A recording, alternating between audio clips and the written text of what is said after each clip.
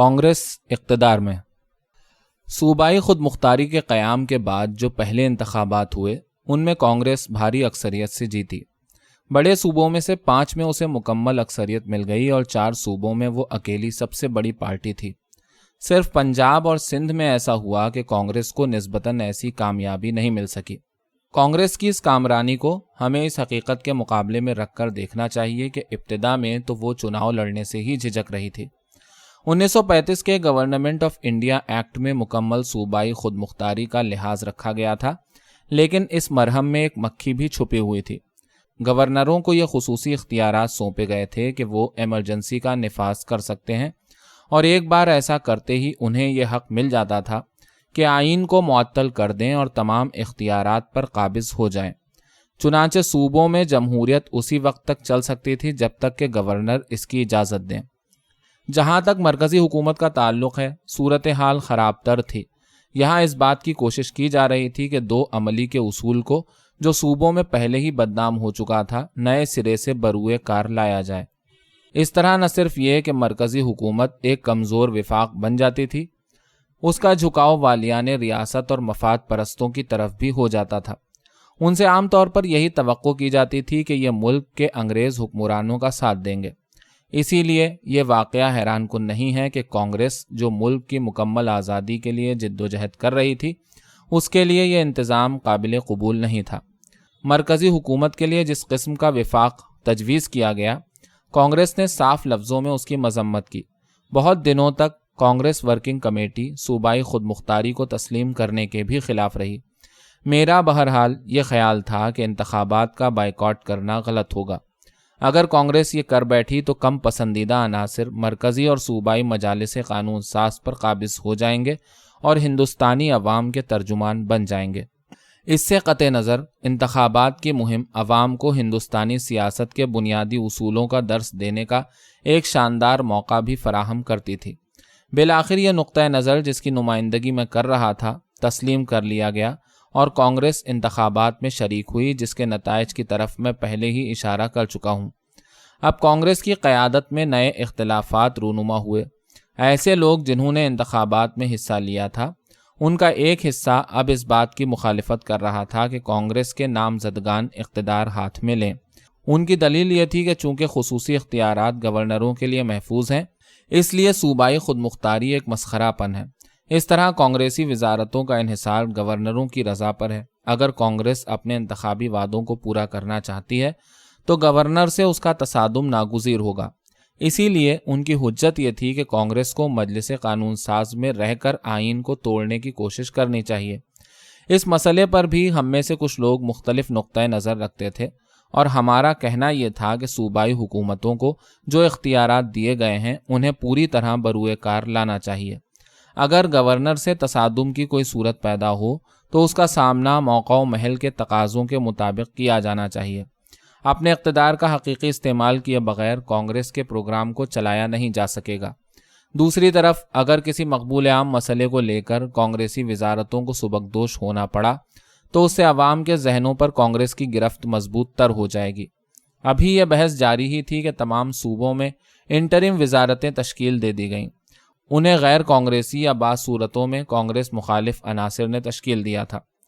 اقتدار کو قبول کرنے کے سلسلے میں کانگریس کے تذبذب سے یہی نہیں کہ کانگریسیوں کے اندرونی اختلافات کی نشاندہی ہوئی، اس سے زیادہ برا یہ ہوا کہ رجت پسند طاقتوں کو اپنی ہزیمت کے احساس پر قابو پانے اور اپنی کھوئی ہوئی زمینوں کو پھر سے حاصل کرنے کا موقع مل گیا۔ وائسرائے سے طویل مذاکرے کے دوران یہ ضمانت پانے کی کوشش کی گئی کہ گورنر وزارتوں کے کام میں مداخلت نہیں کریں گے۔ ان بحثوں کا ایک نتیجہ یہ ہوا کہ بالآخر کانگریس نے اقتدار ہاتھ میں لینا منظور کر لیا۔ پہل اس نے ایسی ریاستوں میں جہاں اسے پارلیمانی اکثریت حاصل تھی یہ قدم اٹھایا، اور اخیر میں تو جہاں کہیں بھی یہ ممکن ہو سکا۔ یہ پہلا موقع تھا جب کانگریس انتظامیہ کی ذمہ داری سنبھال رہی تھی۔ چنانچہ کانگریس کے لیے یہ ایک آزمائش بھی تھی، اور لوگ اس پر نظر لگائے ہوئے تھے کہ یہ تنظیم اپنے قومی کردار کا حق کس طرح ادا کر پاتی ہے۔ کانگریس کے خلاف مسلم لیگ کا خاص پروپیگنڈا یہ تھا کہ کانگریس محض برائے نام قومی جماعت ہے۔ عمومی لفظوں میں کانگریس کی مذمت کو ناکافی سمجھ کر لیگ نے یہ الزام بھی عائد کیا کہ کانگریسی وزارتیں اقلیتوں پر ظلم ڈھا رہی ہیں۔ اس نے ایک کمیٹی مقرر کی جس نے ایک رپورٹ پیش کی۔ اس رپورٹ میں مسلمانوں اور دوسری اقلیتوں کے ساتھ ہر طرح کے غیر منصفانہ برتاؤ کا الزام لگایا گیا تھا۔ میں اپنی ذاتی معلومات کی بنا پر یہ کہہ سکتا ہوں کہ یہ تمام الزامات مطلقاً بے بنیاد تھے۔ مختلف صوبوں کے گورنرز اور وائسرائے کا بھی اس سلسلے میں یہی خیال تھا۔ چنانچہ لیگ کی تیار کردہ رپورٹ سمجھدار لوگوں کو ذرا بھی قائل نہ کر سکی۔ مسلم لیگ کی پھیلائی ہوئی زیادتیوں کی کہانیاں خالصتاً ذہنی اختراع تھیں، لیکن اس وقت دو ایسے واقعات ہوئے جنہوں نے ریاستی کانگریس کمیٹیوں کے رویے کی بابت ایک خراب تاثر قائم کیا۔ مجھے رنج کے ساتھ یہ اعتراف کرنا ہے کہ بہار اور بمبئی دونوں میں کانگریس اپنی قومیت کے امتحان سے پوری طرح سرخ رو نہیں گزر سکی۔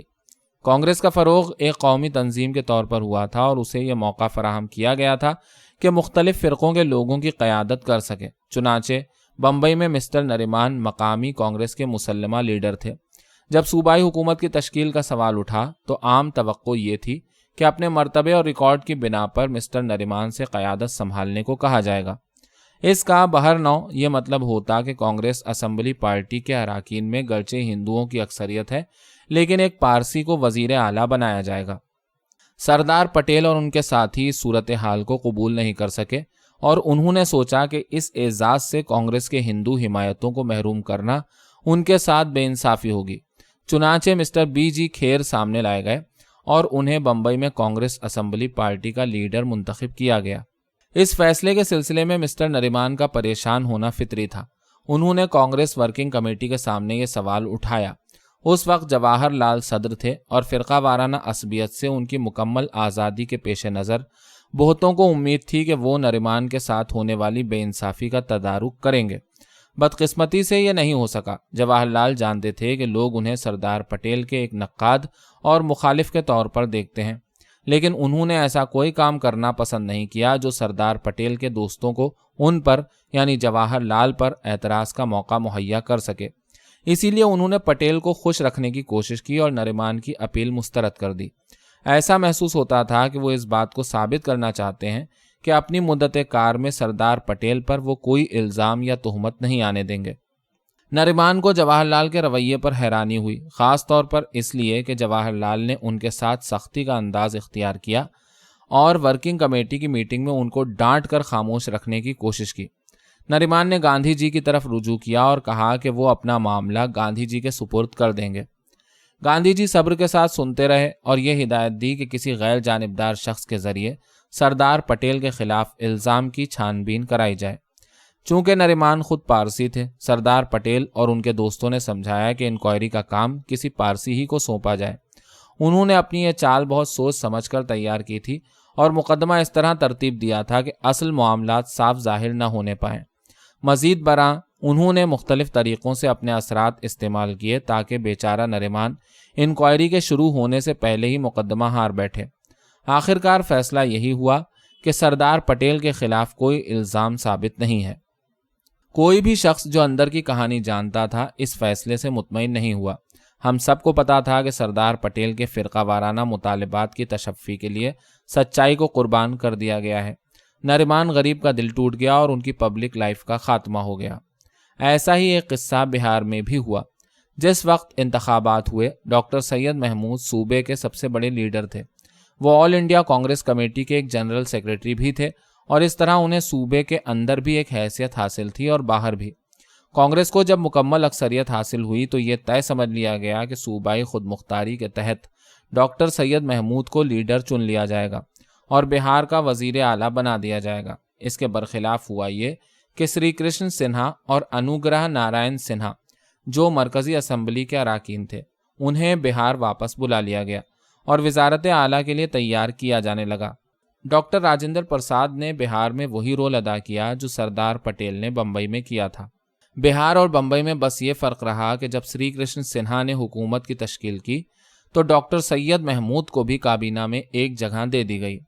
ان دو واقعات نے اس زمانے میں ایک بدمزگی پیدا کی۔ پیچھے مڑ کر دیکھتا ہوں تو یہ محسوس کیے بغیر نہیں رہ سکتا کہ کانگریس جن مقاصد کی دعوے دار تھی ان پر عمل پیرا نہیں ہو سکی۔ افسوس کے ساتھ یہ تسلیم کرنا پڑتا ہے کہ کانگریس کی فوقیت اس درجے تک نہیں پہنچ سکی تھی جہاں فرقہ وارانہ مصلحتوں کو وہ نظر انداز کر سکتی اور اکثریت یا اقلیت کے سوال میں الجھے بغیر لیڈروں کا انتخاب صرف اہلیت کی بنیاد پر کر سکتی۔ جب میں مسٹر نریمان اور ڈاکٹر سید محمود کے ساتھ ہونے والے سلوک کی بابت سوچتا ہوں تو میرا ذہن مسٹر CR داس کی طرف جاتا ہے، جو تحریک عدم تعاون کے ساتھ ابھرنے والی سب سے طاقتور شخصیتوں میں سے ایک تھے۔ ہماری قومی جدوجہد کی تاریخ میں مسٹر داس ایک بہت ہی خاص حیثیت کے مالک ہیں۔ وہ ایک بلند نگاہ اور وسیع تخیل رکھنے والے انسان تھے۔ اسی کے ساتھ ساتھ وہ ایک عملی ذہن بھی رکھتے تھے، جو ہر سوال کا جائزہ ایک حقیقت پسند کے نقطۂ نظر سے لیتا تھا۔ ان میں اپنے ایقانات کے اظہار کا حوصلہ بھی تھا، اور جس کسی بات کو وہ صحیح سمجھتے تھے اس کے لیے بے خوفی کے ساتھ اٹھ کھڑے ہوتے تھے۔ جس وقت گاندھی جی نے عدم تعاون کی تحریک شروع کی، مسٹر داس نے پہلے اس پروگرام کی مخالفت کی تھی۔ 1920 میں کلکتے کے خصوصی اجلاس میں اس بات کی نصف ذمہ داری ان کی مخالفت پر ہی عائد ہوتی ہے کہ اس سلسلے میں کوئی قطعی فیصلہ کیوں نہیں کیا جا سکا۔ ایک برس بعد جب ناگپور میں کانگریس کا اجلاس ہوا تو وہ ہمارے ساتھ شامل ہو گئے اور عدم تعاون کا پروگرام منظور کر لیا گیا۔ کلکتہ بار میں مسٹر داس کی شاندار پریکٹس تھی اور وہ ملک کے سب سے کامیاب وکیلوں میں سے ایک تھے۔ اپنی تعیش پسندی کی وجہ سے بھی وہ مشہور تھے، لیکن ایک لمحے کی جھجک کے بغیر انہوں نے اپنی پریکٹس چھوڑ دی، کھدر پہننے لگے اور اپنے آپ کو پوری دل جمعی کے ساتھ کانگریس کی تحریک کے حوالے کر دیا۔ میں ان سے بہت متاثر تھا اور میں انہیں اپنی قومی بیداری کی تاریخ کے سب سے طاقتور انسانوں میں تصور کرتا ہوں۔ جیسا کہ میں نے عرض کیا، مسٹر داس ایک عملی ذہن رکھتے تھے۔ سیاسی سوالات پر وہ اس زاویے سے نظر ڈالتے تھے کہ ان میں مناسب کیا ہے اور قابل عمل کیا ہے۔ ان کا خیال تھا کہ اگر ہندوستان کو مذاکرات کے ذریعے آزادی جیتنی ہے تو ہمیں قدم بقدم آگے بڑھنے پر خود کو تیار کرنا ہوگا۔ جب گفت و شنید اور ترغیب کا راستہ اپنایا گیا ہے تو آزادی اچانک ہاتھ نہیں آ سکتی۔ ان کی پیش گوئی یہ تھی کہ ہمارا پہلا قدم صوبائی خود مختاری کا حصول ہوگا۔ وہ اس بات پر مطمئن تھے کہ محدود اختیار کا استعمال بھی ہندوستان کی آزادی کے مقصد کو آگے بڑھائے گا اور ہندوستانیوں کو اس کے لیے تیار کرے گا کہ جب کبھی وہ کامیاب ہو جائیں تو وسیع تر ذمہ داریوں کا بوجھ اٹھا سکیں۔ مسٹر داس کی دور اندیشی اور بصیرت کا اندازہ اس واقعے سے لگایا جا سکتا ہے کہ ان کی وفات کے تقریباً 10 برس بعد انہی خطوط پر 1935 کا government of India act pass کیا گیا۔ سن 1921 میں اس وقت کے prince of Wales Montagu Chelmsford اصلاحات کی اسکیم کے افتتاح کے سلسلے میں ہندوستان آئے۔ کانگریس نے فیصلہ کیا تھا کہ پرنس کے خیر مقدم کے لیے ترتیب دیے جانے والے تمام استقبالیوں کا بائیکاٹ کیا جائے گا۔ اس صورتحال نے حکومت ہند کے لیے بڑی مشکل پیدا کر دی۔ وائسرائے نے برطانوی حکومت کو یقین دلایا تھا کہ ملک میں پرنس کا گرمجوشی کے ساتھ استقبال کیا جائے گا۔ جب اسے کانگریس کے فیصلے کا پتہ چلا تو اس نے بائیکاٹ کو ناکام بنانے کی ہر ممکن کوشش کی۔ ان مقاصد میں حکومت کامیاب نہیں ہو سکی اور تقریباً ان تمام شہروں میں جہاں پرنس آف ویلز گئے ان کا خیر مقدم سرد مہری کے ساتھ کیا گیا۔ ان کا آخری پڑاؤ کلکتہ تھا، جو اس وقت ہندوستان کا سب سے اہم شہر تھا۔ ہر چند کے دارالسلطنت دہلی منتقل ہو چکا تھا، لیکن سرما کا ہر موسم وائسرائے کلکتے میں گزارتے تھے اور کلکتے کو ملک کے موسم سرما کے دارالسلطنت کی حیثیت سے دیکھا جاتا تھا۔ شہر میں ایک خاص جلسے کا اہتمام کیا گیا تھا اور پرنس آف ویلز کو وکٹوریا میموریل ہال کا سنگ بنیاد رکھنا تھا۔ چنانچہ اس کے استقبال کی خاطر پرتکلف انتظامات کیے گئے اور حکومت نے پرنس کے دورہ کلکتہ کو کامیاب ثابت کرنے کے لیے کوئی دقیقہ باقی نہیں چھوڑا۔ ہم سب اس وقت علی پور سینٹرل جیل میں تھے۔ پنڈت مدن موہن مالویہ کانگریس اور حکومت کے مابین ایک سمجھوتا کرانے کی کوشش کر رہے تھے۔ انہوں نے وائسرائے سے ملاقات کی اور یہ تاثر لے کر واپس آئے کہ اگر ہم کلکتے میں پرنس آف ویلز کا بائیکاٹ نہ کرنے پر رضامند ہو جائیں تو حکومت کانگریس سے کوئی معاملہ کر لے گی۔ پنڈت مدن موہن مالویہ مجھ سے اور مسٹر داس سے تجویز پر گفتگو کے لیے علی پور جیل آئے۔ تجویز کی بنیاد یہ تھی کہ ہندوستان کے سیاسی مستقبل کے سوال کو حل کرنے کے لیے ایک گول میز کانفرنس طلب کی جائے۔ ہم نے پنڈت مالویہ کو کوئی قطعی جواب نہیں دیا کیونکہ ہم اس مسئلے پر آپس میں بات چیت کرنا چاہتے تھے۔ مسٹر داس اور میں ہم دونوں اس نتیجے پر پہنچے کہ یہ ہمارا پرنس آف ویلز کا بائیکاٹ ہی تھا جس نے حکومت ہند کو مجبور کر دیا ہے کہ سمجھوتا کر لیا جائے۔ ہمیں اس صورتحال کا فائدہ اٹھانا چاہیے اور ایک گول میز کانفرنس کی تجویز مان لینی چاہیے۔ ہم یہ بات اچھی طرح سمجھتے تھے کہ اس سے پوری آزادی تو نہیں ملے گی، البتہ ہماری سیاسی جدوجہد میں یہ ایک بڑا اور اگلا قدم ہوگا۔ گاندھی جی کو چھوڑ کر کانگریس کے تمام لیڈر اس وقت جیل میں تھے۔ ہم نے یہ تجویز پیش کی کہ ہم انگریزوں کی پیشکش قبول کر لیں گے، لیکن اسی کے ساتھ ساتھ ہم نے یہ شرط بھی لگا دی کہ گول میز کانفرنس کے انعقاد سے پہلے تمام کانگریسی لیڈروں کو رہا کیا جائے۔ اگلے روز جب پنڈت مالویہ دوبارہ ہم سے ملنے آئے، ہم نے انہیں اپنے طرز فکر سے مطلع کر دیا۔ ہم نے ان سے یہ بھی کہا کہ انہیں گاندھی جی سے ملنا چاہیے اور ان کی رضامندی حاصل کرنی چاہیے۔ پنڈت مالویہ نے وائسرائے تک ہماری بات پہنچا دی اور 2 روز بعد ہم سے ملاقات کے لیے ایک بار پھر جیل آئے۔ انہوں نے کہا کہ حکومت ہند ایسے تمام سیاسی لیڈروں کو رہا کرنے پر آمادہ ہے جو بات چیت میں حصہ لینے والے ہیں۔ ان میں علی برادران اور بہت سے دوسرے کانگریسی لیڈر شامل تھے۔ ہم نے ایک بیان تیار کیا جس میں بہت واضح طور پر اپنے خیالات درج کیے۔ پنڈت مالویہ نے یہ دستاویز لے لی اور بمبئی چلے گئے تاکہ گاندھی جی سے مل سکیں۔ ہمارے لیے یہ حیرت اور افسوس کی بات تھی کہ گاندھی جی نے ہمارا مشورہ قبول نہیں کیا۔ انہوں نے اصرار کیا کہ پہلے تمام سیاسی لیڈر بالخصوص علی برادران غیر مشروط طریقے سے رہا کیے جائیں۔ انہوں نے یہ اعلان کیا کہ گول میز کی تجویز پر ہم صرف اس وقت غور کر سکتے ہیں جب ان لوگوں کو رہا کر دیا جائے۔ ہم دونوں یعنی مسٹر داس اور میں محسوس کرتے تھے کہ یہ مطالبہ غلط ہوگا۔ جب گورنمنٹ یہ مان چکی ہے کہ تمام کانگریسی لیڈر گول میز سے پہلے آزاد کر دیے جائیں گے تو پھر اس قسم کے خصوصی اصرار کا کوئی مطلب نہیں ہے۔ ہماری اس رائے کے ساتھ پنڈت مالویہ دوبارہ گاندھی جی کے پاس گئے، لیکن وہ راضی نہیں ہوئے۔ نتیجہ یہ ہوا کہ وائسرائے نے اپنی تجویز واپس لے لی۔ اس پیشکش سے ان کا خاص مقصد یہ تھا کہ کلکتے میں پرنس آف ویلز کا بائیکاٹ نہ ہو۔ چونکہ کوئی سمجھوتا نہیں ہو سکا اس لیے بائیکاٹ پوری طرح کامیاب رہا، لیکن ہم نے سیاسی سمجھوتے کا ایک سنہرا موقع کھو دیا تھا۔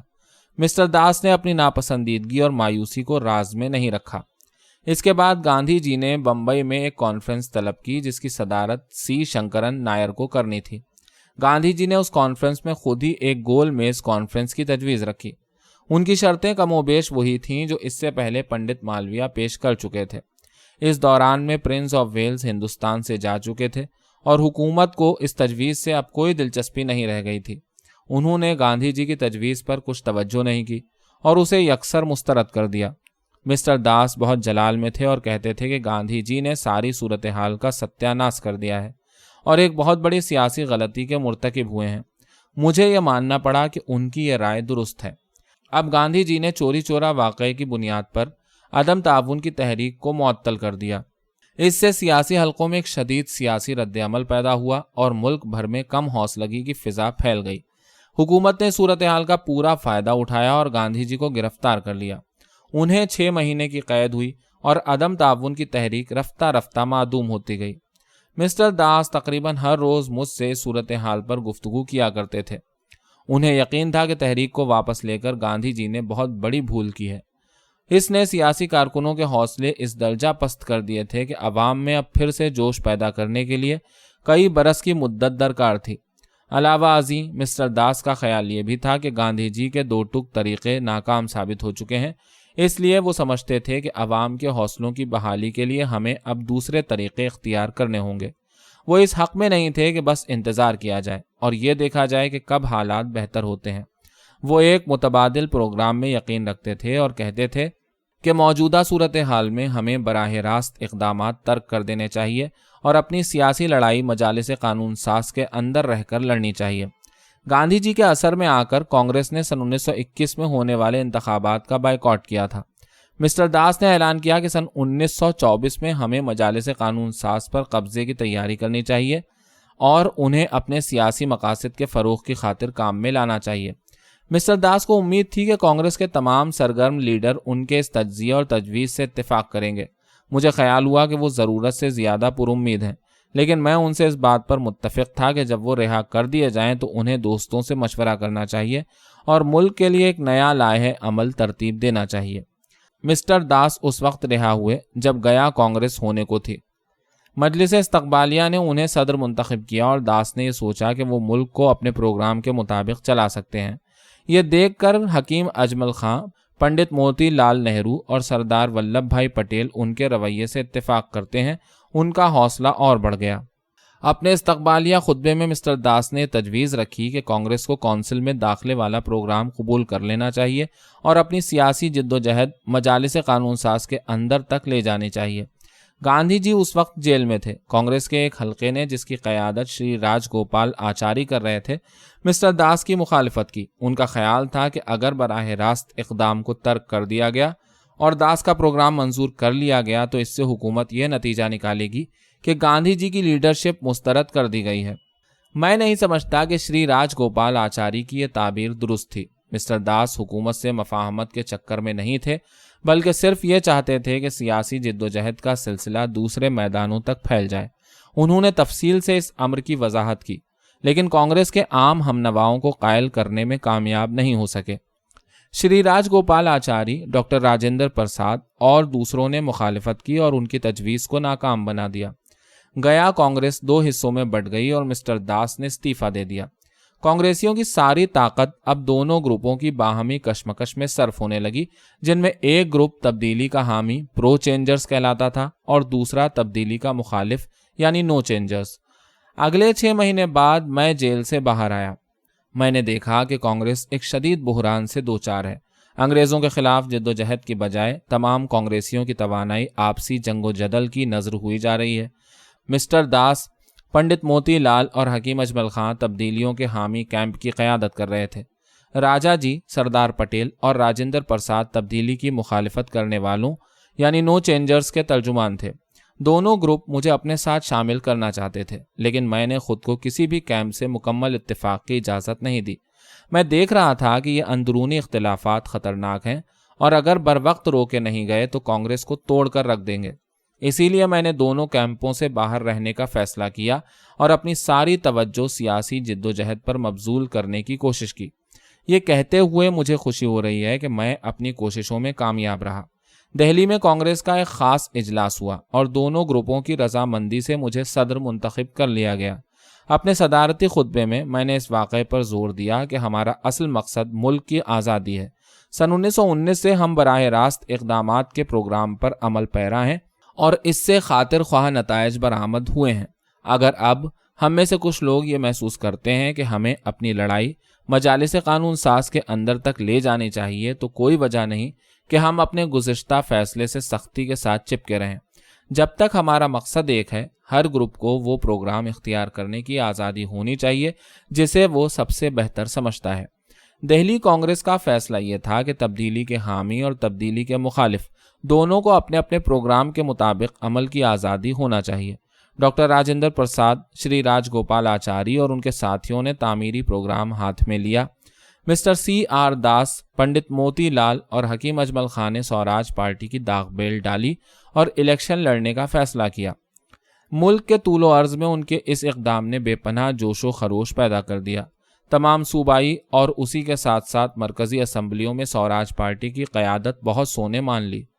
تبدیلی کے مخالفوں کا ایک بڑا اعتراض یہ تھا کہ کونسل میں داخلے کے پروگرام سے گاندھی جی کی لیڈرشپ کمزور پڑ جائے گی۔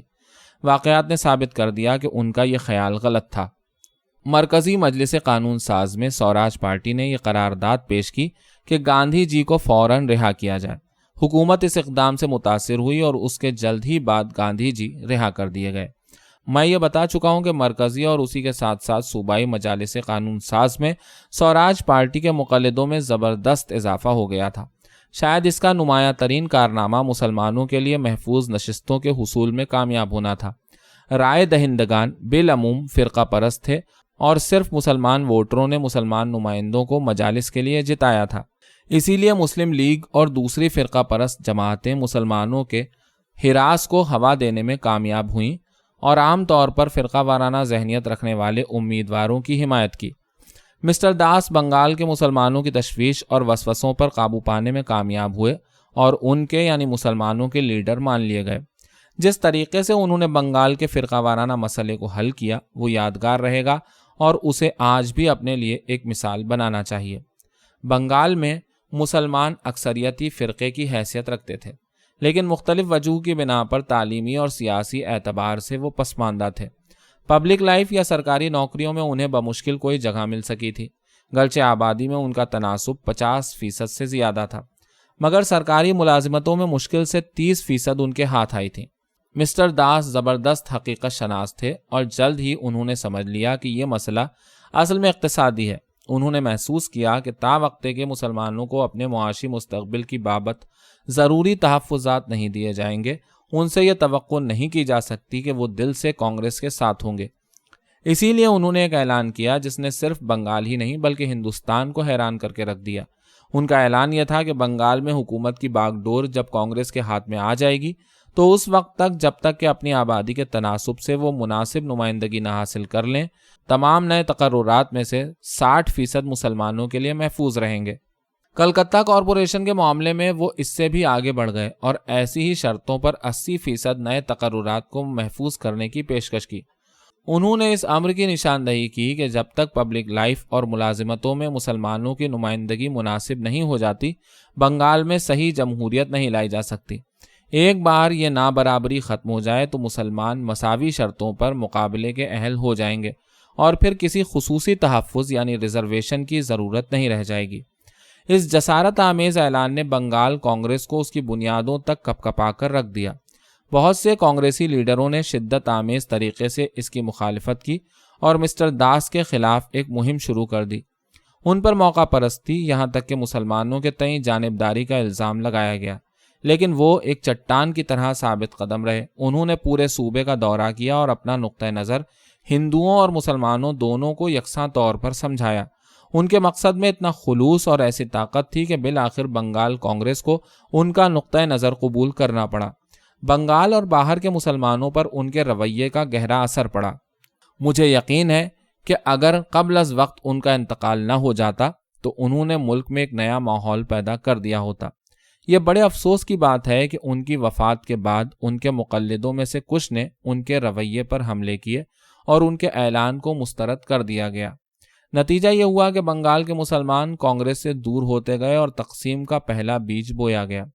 بہرحال ایک حقیقت مجھے واضح کر دینی چاہیے۔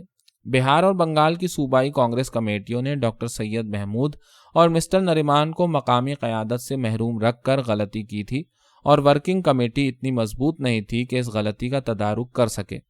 اس ایک لغزش کے علاوہ کانگریس نے اپنے اصولوں پر پورا اترنے کی ہر ممکن کوشش کی۔ ایک بار وزارتوں کی تشکیل ہو گئی تو پوری کوشش اس بات کی ہوئی کہ تمام اقلیتوں کے ساتھ حتمی طور پر انصاف کیا جانا چاہیے۔ کانگریس کے اقتدار میں آنے پر وزارتوں کے کام کی نگرانی اور پالیسی کے معاملات میں ان کی عام رہنمائی کے لیے ایک پارلیمانی بورڈ بنایا گیا۔ یہ بورڈ سردار پٹیل، ڈاکٹر راجندر پرساد اور مجھ پر مشتمل تھا۔ اس طرح میں کئی صوبوں یعنی کہ بنگال، بہار، یو پی، پنجاب، سندھ اور سرحد کے پارلیمانی امور کا انچارج تھا۔ ہر واقعہ جس سے فرقہ وارانہ مسئلے جڑے ہوئے ہوں میرے سامنے لایا جاتا تھا، اپنے ذاتی علم اور ذمہ داری کے پورے احساس کے ساتھ۔ اسی لیے میں یہ کہہ سکتا ہوں کہ مسلمانوں اور دوسری اقلیتوں کے ساتھ ناانصافی کے جو الزامات مسٹر جناح اور مسلم لیگ کی طرف سے لگائے جاتے تھے مطلقاً بے بنیاد تھے۔ اگر ان الزامات میں سچائی کی ذرا بھی رمق ہوتی تو میں اس امر پر پوری توجہ صرف کرتا کہ ناانصافی کا تدارک ہو جائے۔ ایسے کسی سوال پر میں استعفیٰ تک دینے کے لیے تیار تھا۔ کانگریس وزارتیں 2 برس سے کچھ کم وقت تک اقتدار میں رہیں، لیکن اس مختصر مدت میں اصولی طور پر کئی اہم مسئلے طے کیے گئے۔ زمینداری یا زمین کی ملکیت، زرعی قرض داری کے خاتمے اور بچوں اور بالغوں دونوں کے لیے تعلیم کے ایک وسیع پروگرام کی بابت کانگریس وزارتوں نے جو قوانین نافذ کیے ان کا تذکرہ یہاں خاص طور پر کیا جا سکتا ہے۔ زمینداری کے خاتمے اور زرعی قرضوں کی منسوخی جیسے مسئلے آسانی سے سلجھنے والے نہیں تھے۔ اس طرح کے قانون سے بہت سے قدیمی مفادات پر ضرب پڑتی تھی۔ اسی لیے یہ بات تعجب کی نہیں کہ مفاد پرستوں نے ہر قدم پر کانگریس سے نبرد آزمائی کی۔ بہار میں زمینی اصلاحات سے متعلق اقدامات کی مخالفت بہت دنوں تک جاری رہی اور مجھے ذاتی طور پر اس مسئلے کے حل کی خاطر مداخلت کرنی پڑی۔ زمینداروں سے طویل مذاکرات کے بعد ہم ایک ایسا فارمولہ بنا سکے جس نے کسانوں کے حقوق کی ضمانت دینے کے ساتھ ساتھ زمینداروں کے جائز اندیشوں کو بھی دور کر دیا۔ ہم جو ایسے نازک مسئلوں کو حل کرنے میں کامیاب ہو گئے تو بیشتر اس وجہ سے کہ کانگریس کے کسی خاص حلقے کا میں کبھی وکیل نہیں سمجھا گیا تھا۔ میں پہلے ہی بتا چکا ہوں کہ دوسری دہائی کے اوائل میں کانگریس میں تبدیلی کے حامی اور تبدیلی کے مخالف گروپوں کو قریب لانے میں کس طرح میں مدد کر سکا۔ یہ کشمکش تو ختم ہو گئی، لیکن تیسری دہائی کے دوران کانگریس 2 معین حلقوں میں بٹ گئی جن میں ایک کو دائیں بازو والا کہا جاتا تھا، دوسرے کو بائیں بازو والا۔ دائیں بازو والے رائٹسٹ مفاد پرستوں کے حامی سمجھے جاتے تھے، اس کے برعکس بائیں بازو والے لیفٹسٹ اپنے انقلابی جوش کی بنا پر برومند ہو رہے تھے۔ میں نے دائیں بازو والوں کے اندیشوں کا مطلوبہ لحاظ رکھا، لیکن اسی کے ساتھ ساتھ اصلاح کے معاملے میں میری ہمدردیاں بائیں بازو والوں کے ساتھ تھیں، اس لیے مجھے دو انتہا پسندانہ نقاط نظر میں مفاہمت کرانے کا موقع مل گیا، اور یہ امید ہوئی کہ کانگریس ثابت قدمی کے ساتھ اور بغیر کسی تصادم کے اپنا پروگرام جاری رکھے گی۔ بہرحال بین الاقوامی طاقتوں کے کھیل کی وجہ سے کانگریس کے الیکشن پروگرام کی تدریجی تکمیل کے لیے تمام منصوبے سن 1939 میں معطل کر دیے گئے۔ یورپ میں جنگ۔ پچھلے باب میں بیان کیے گئے واقعات سر پر منڈلاتی ہوئی جنگ کے افسردہ پس منظر میں رونما ہو رہے تھے۔ اس پوری مدت میں جو زیر نظر ہے، یورپ میں ایک بین الاقوامی بحران گہرا ہوتا جا رہا تھا۔ یہ حقیقت زیادہ سے زیادہ روشن ہوتی جا رہی تھی کہ جنگ ہو کر رہے گی۔ جرمن ریاست میں آسٹریا کی شمولیت کے فوراً بعد ہی سوڈین لینڈ کے مطالبات شروع ہو گئے۔ اس وقت جب مسٹر چیمبرلین نے اپنا میونخ کا تاریخی دورہ کیا، جنگ تقریباً ناگزیر دکھائی دیتی تھی۔ ایک سمجھوتا ہو گیا اور جنگ کے بغیر چیکوسلوواکیا کا ایک حصہ جرمنی کے قبضے میں آ گیا۔ پل بھر کے لیے ایسا محسوس ہوا کہ جنگ ٹل گئی ہے، لیکن بعد کے واقعات نے یہ امیدیں جھٹلا دیں۔ میونخ کے ایک برس کے اندر برطانیہ عظمیٰ کو جرمنی سے جنگ کے اعلان پر مجبور ہونا پڑا۔ یورپ میں جو واقعات ہو رہے تھے ان پر کانگریس خوش نہیں تھی۔ مارچ سن 1939 میں تریپوری کے مقام پر ہونے والے اجلاس میں اس نے مندرجہ ذیل قرارداد منظور کی تھی۔ کانگریس برطانوی خارجہ پالیسی کے تئیں اپنی تمام تر ناپسندیدگی کو ریکارڈ کرتی ہے کہ اس کے نتیجے میں میونخ معاہدہ، اینگلو اطالوی معاہدہ اور باغی اسپین کو تسلیم کرنے کا عمل سامنے آیا ہے۔ یہ پالیسی جمہوریت کے ساتھ سوچی سمجھی دغابازی، متواتر عہد شکنی، اجتماعی تحفظ کے نظام کی بیخکنی اور وہ حکومتیں جو جمہوریت اور آزادی کی اقبالی حریف ہیں ان کے ساتھ تعاون سے عبارت ہے۔ اس پالیسی کے نتیجے میں ساری دنیا بین الاقوامی انارکی کے اس حال کو پہنچ چکی ہے جہاں بغیر کسی رکاوٹ کے بہیمانہ تشدد فتح یاب اور برومند ہوتا ہے اور قوموں کی تقدیر کا فیصلہ کرتا ہے، اور امن کے نام پر سب سے زیادہ دہشتناک جنگلوں میں سے ایک کی تیاریاں زور و شور سے جاری ہیں۔ مرکزی اور جنوب مغربی یورپ میں بین الاقوامی اخلاقیات کی سطح اتنی پست ہو چکی ہے کہ دنیا نے وحشت بھری نظروں سے یہودیوں نسل لوگوں کے خلاف نازی حکومت کی منظم دہشت گردی اور باغی افواج کی طرف سے شہروں، غیر مسلح باشندوں اور بے سہارا پناہ گزینوں پر لگاتار ہوائی بمباری کا مشاہدہ کیا ہے۔ کانگریس خود کو برطانوی خارجہ پالیسی سے کلیتاً لا تعلق کرتی ہے، جس نے فاشسٹ قوتوں کی مسلسل حمایت کی ہے اور جس نے جمہوری ممالک کی بربادی میں معاونت کی ہے۔ کانگریس امپیریلزم اور فیشزم دونوں کے خلاف ہے اور اس امر میں یقین رکھتی ہے کہ عالمی امن اور ارتقاء کے لیے ان دونوں کا خاتمہ ضروری ہے۔ کانگریس کے خیال میں ہندوستان کے لیے اس کی فوری ضرورت ہے کہ ایک آزاد مملکت کی حیثیت سے اپنی خارجہ پالیسی خود وضع کرے، اس طرح امپیریلزم اور فیشزم دونوں سے خود کو الگ رکھے اور اپنے امن اور آزادی کے راستے پر گامزن رہے۔ بین الاقوامی افق پر جیسے ہی طوفان اکٹھا ہوئے، گاندھی جی کے ذہن پر ایک گہری نا امیدی چھانے لگی۔ اس تمام عرصے میں وہ ایک شدید ذہنی بحران میں مبتلا رہے تھے۔ یورپ اور امریکہ کی انجمنوں اور افراد کی جانب سے ہونے والی ان اپیلوں نے کہ سر پر منڈلاتی ہوئی جنگ کو دفع کرنے کے لیے گاندھی جی کوئی راہ نکالیں، گاندھی جی کے شخصی کرب میں اضافہ کر دیا۔ دنیا بھر کے امن پسند امن کے قیام کی خاطر انہیں اپنے قدرتی قائد کے طور پر دیکھتے تھے۔ گاندھی جی نے اس سوال پر گہرائی کے ساتھ غور کیا اور بالآخر یہ تجویز کانگریس ورکنگ کمیٹی کے سامنے رکھی کہ ہندوستان کو اس بین الاقوامی بحران کے سلسلے میں اپنا موقف ظاہر کر دینا چاہیے۔ ان کا خیال تھا کہ ہندوستان کو سر پر آن کھڑی ہوئی اس جنگ میں قطعاً شریک نہیں ہونا چاہیے، خواہ اس شرکت سے ہندوستانی آزادی کا حصول ہی کیوں نہ ہو جائے۔ جنگ میں شرکت کے اس سوال پر میں نے گاندھی جی سے اختلاف کیا۔ میں یہ سوچتا تھا کہ یورپ دو خیموں میں بٹا ہوا ہے، ایک خیمہ نازی ازم اور فیشزم کی ترجمانی کرتا ہے جبکہ دوسرا جمہوری طاقتوں کا ترجمان ہے۔ ان دو خیموں کی کشمکش میں مجھے اس بارے میں کوئی شک نہیں تھا کہ ہندوستان اگر آزاد ہو جائے تو اسے جمہوریتوں کا ساتھ دینا چاہیے۔ ہاں، اگر انگریزوں نے ہندوستانی آزادی کو تسلیم نہیں کیا تو صاف ظاہر ہے کہ یہ امید رکھنا زیادتی ہوگی کہ ہندوستان خود تو جمہوریت سے محروم رہے اور دوسروں کی جمہوریت کے لیے جد و جہد کرتا رہے۔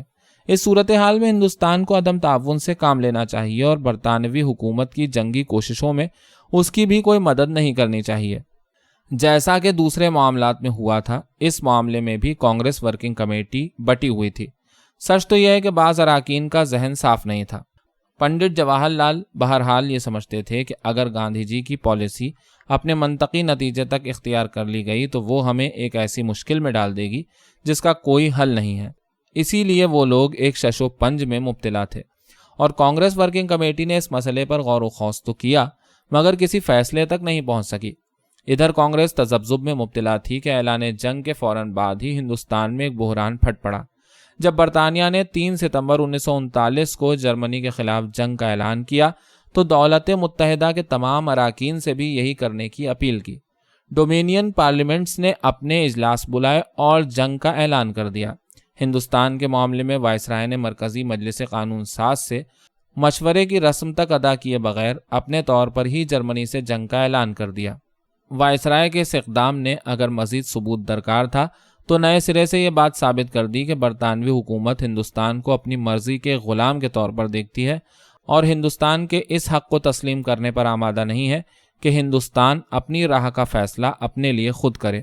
چنانچہ ہندوستان کو جب اس توہین آمیز طریقے سے جنگ میں جھونکا گیا تو گاندھی جی کا ذہنی کرب تقریباً پھٹ پڑنے کی منزل تک آن پہنچا۔ وہ کسی بھی حال میں جنگ میں ہندوستان کی شمولیت پر خود کو راضی نہیں کر سکے، لیکن ان کے خیالات جو بھی رہے ہوں، ایک سرکاری اقدام نے ہندوستان کو جنگ میں اتار دیا تھا۔ کانگریس کے خیالات اس قرارداد میں واضح طور پر پیش کر دیے گئے تھے جو 8 تا 15 ستمبر 1939 کو واردھا میں ہونے والی کانگریس ورکنگ کمیٹی کی میٹنگ میں منظور کی گئی۔ یہ قرارداد جنگ کی طرف کانگریس کے رویے اور بین الاقوامی میدان میں جمہوریتوں کے رول سے متعلق واضح ترین بیانات میں سے ایک ہے، لیکن میں اسے نقل نہیں کر رہا ہوں کیونکہ حوالے کی تمام کتابوں میں یہ دستیاب ہے۔